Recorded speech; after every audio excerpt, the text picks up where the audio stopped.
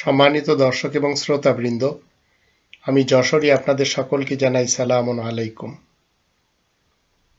একজন ভাইয়ের প্রশ্ন হলো, কাবা ঘরের দিকে মুখ করে দাঁড়িয়ে তারপর মাটিতে কপাল ঠেকে সিজদা করার হুকুম কি কোরআনে আছে?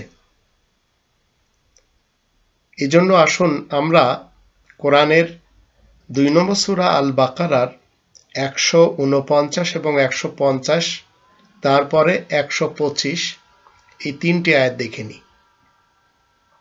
আল্লাহ বলছেন, ওয়ামিন হাইতু খরাজতা ফাওয়াল্লি ওয়াজহাকা শাতরাল মাসজিদিল হারাম ওয়া ইন্নাহু লাল হাক্কু মির রাব্বিকা ওয়া মাল্লাহু বিগাফিলিন আম্মা তা'মালুন।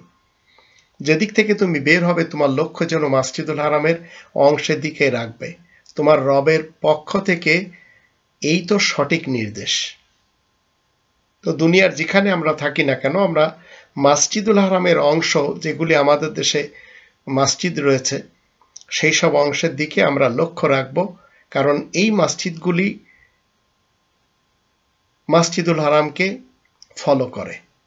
আল্লাহ বলছেন যে যেখান থেকেই তোমরা যেদিক থেকে বের হবে তোমাদের লক্ষ্য যেন মসজিদুল হারামের অংশের দিকে রাখবে, তোমার রবের পক্ষ থেকে এই সত্য সঠিক নির্দেশ।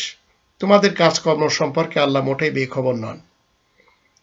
150 বলা হচ্ছে, ওয়ামিন হাইতু খরাজতা ফাওয়াল্লি ওয়াজহাকা শাতরাল মাসজিদিল হারাম ওয়া হাইতু মা কুনতুম ফাওয়াল্লু উজুহাকুম শাতরাহু লিআল্লা ইয়াকুনা লিন-নাসি আলাইকুম হুজ্জাহ ইল্লাল্লাযীনা যালামু মিনহুম ফালা তাখশাহুম ওয়াখশাউনি ওয়া লিউতিম্মা নি'মাতি আলাইকুম ওয়া লাআল্লাকুম তাহতাদুন।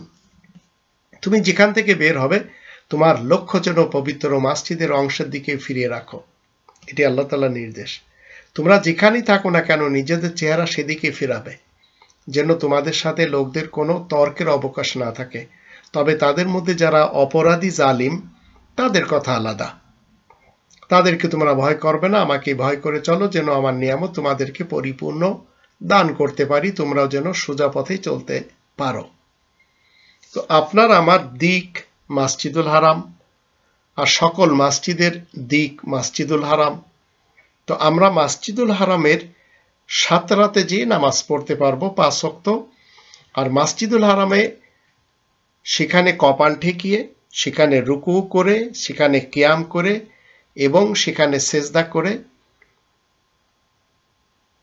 আবার সেখানে বসে সালাত 5 ওয়াক্তে 17 রাকাত কায়েম করা হয়। এটি 2 নম্বর সূরা আল বাকারার 125 নম্বর আয়াতে বলা হচ্ছে, ওয়াইদ জাআলনাল বাইতা মাসাবাতাল লিন-নাসি ওয়া আমনা ওয়াত্তাখিযু মিন মাকামি ইব্রাহিমা মুসাল্লা ওয়াহিদনা ইলা ইব্রাহিমা ওয়া ইসমাঈলা আন তাহিরা বাইতিয়া লিত-তায়িফিন ওয়াল আকিফিন ওয়ার রুকআইস সুজুদ। আর আমি বিশেষ ঘর মসজিদুল হারামকে প্রত্যেকটি মানুষের জন্য ইবাদতের জায়গা এবং শান্তিপূর্ণ স্থান রূপে নির্বাচন করেছি, তাই তোমরা সবাই ইব্রাহিমের দাঁড়ানোর স্থান তথা মাকামে ইব্রাহিম থেকে কায়েমকৃত সালাতকে নিয়ে নাও। এটি আল্লাহ তাআলার নির্দেশ। আর আমি ইব্রাহিম এবং ইসমাইলকে আদেশ দিয়েছি যেন তারা আমার ঘরখানাকে তাওয়াফকারী, ইতিকাফকারী, রুকু সেজদাকারীদের জন্য পবিত্র রাখে। তো এই আয়াতের দৃষ্টিতে আমরা কি করতে পারবো? 5 ওয়াক্তে 17 রাকাত সালাত কায়েম করতে পারবো এবং মসজিদুল হারামের নিয়ম নীতিতে কায়েম করতে হবে। দুনিয়ার যেখানে আমরা থাকি আমাদের ডাইরেকশন হচ্ছে মসজিদুল হারাম। এরপরেও যারা মসজিদুল হারামের অনুরূপ সালাত থেকে বাধা দিবে বা অনুরূপ সালাত কায়েম করবে না, তাদের জন্য যাতনার সুসংবাদ রয়েছে 8 নম্বর সূরা আল আনফালের 34 এবং 35 আয়াত দুটিতে। আল্লাহ আমাদের সবাইকে মসজিদুল হারামের নিয়ম নীতিতে 5 ওয়াক্ত সালাত কায়েম করার তৌফিক দান করুন।